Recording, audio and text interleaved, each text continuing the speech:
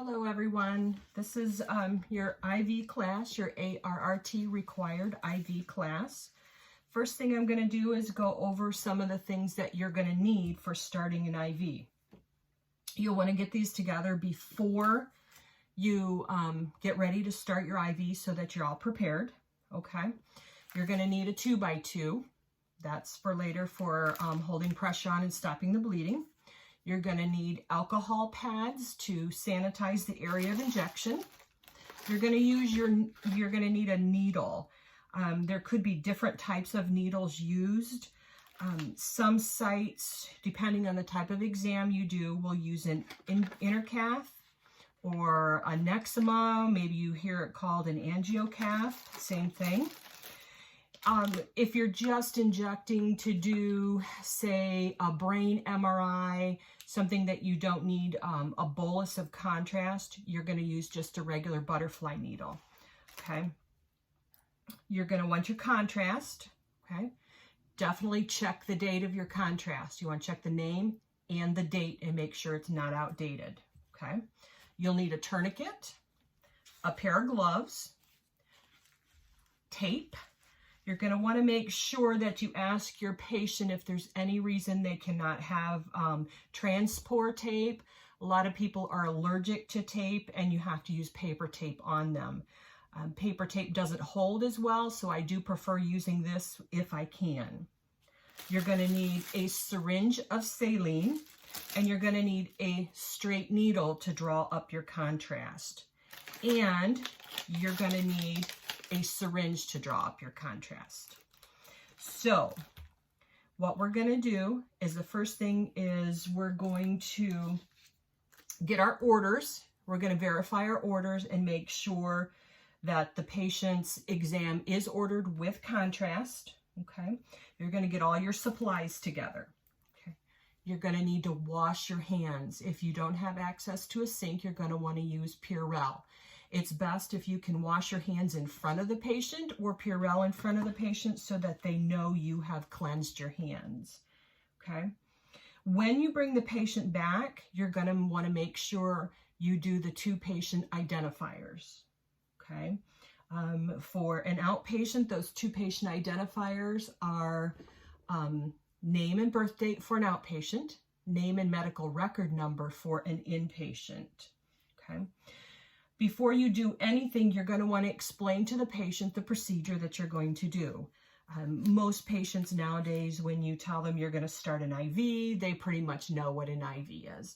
They may ask you, why do I need an IV? And you'll have to explain to them your doctor has ordered contrast with the study, and it just helps the doctor to see your images better, make a better diagnosis. Okay. You're going to look for an IV site. Most of the time, Anacubita fossa is what we use, okay? You're going to prep all of your supplies, okay? And once again, one of the big prep things is check your contrast date, okay? I have contrast in here. It's not really contrast. But what you're going to do is you're going to open up your syringe, okay? Your empty syringe, you're going to open it up, okay? Grab a hold of the end of it without touching this end because that is sterile. You are going to open up your needle to draw it up with, and you're going to connect them up like that without contaminating it, okay? So we're going to draw up our contrast. You're going to open up an alcohol wipe. You're going to pop the top of the contrast. After you've checked the date, you're going to cleanse the top. Okay, rub it with the alcohol. Okay, pull the plunger of your syringe back. Okay, and you're going to take the cap off of your needle. Turn your bottle upside down. You're going to stick the needle into the plunger. Okay, now if you want to draw 20 ml of contrast, you're going to inject about 20 ml of air. And you're going to pull it back. Okay. Okay, so at this time, this is still a clean needle. So I'm going to recap that, okay? And I'm going to purge the air out of the syringe so that there's no air within that syringe. Okay. This is going to be labeled contrast. Okay. Sometimes there's stickers, sometimes there's not. What I do is if I don't have a sticker, I will tape the contrast bottle to the syringe so I know what it is. Okay, I'm going to put it there. That's ready to go. The other thing I'm going to do is I'm going to open up this syringe of saline. Okay. Sometimes you have to crack the end and then pull back to release the plunger in the back. Okay, so this is ready to go. That is already labeled. It says sodium chloride on it. Okay, so I have my contrast. I have my sodium chloride. Let's get rid of these things. Okay. Now I'm going to decide what needle I need to use. If the person is having an angiogram, we're going to want to use the inner cath. Okay, and I will show you in a minute both of them on how you use them. But what you're going to do, you're going to open this up. Okay. There it's opened up. You have, pull your needle here.